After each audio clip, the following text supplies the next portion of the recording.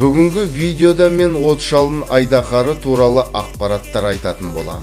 Достар, алдымен менің Telegram каналыма тіркеліп қойыңыздар. Мен онда әртүрлі ақпараттар мен ойындар ойнататын боламын. Ссылкасы төменде.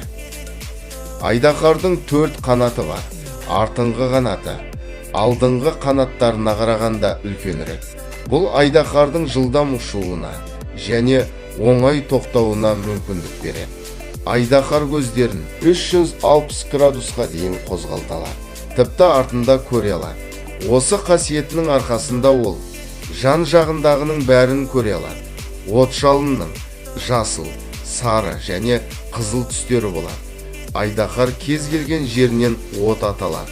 Мысалы, аузынан, құйрығынан және қарнынан. Отшалының әлсіз тұстары: айдаһар тамыры, көк олеандр шөбі, ұлы смутьянның гипнозы, ажал себушінің дауысы.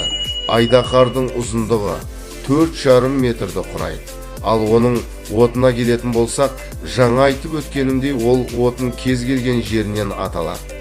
Бірінші, ол өзінің аузынан ататын оты. От өте мықты, дәлдеген жерге тиеді. Екінші, ол құйрығынан ататын оты. Құйрығынан үнемі түтін шығып тұрады.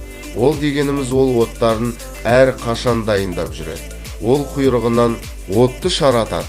Ал қарнынан ататын оты қарапайым оты. Айдаһар отқа құмар. Осының арқасында бір айдаһар басқа да айдаһарларды от шашу арқасында көмекке шақырады. Бүгінге осы.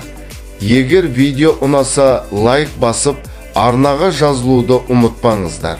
Және комментарияға келесі қандай айдаһар туралы ақпараттар айтайын жаза кетіңіздер.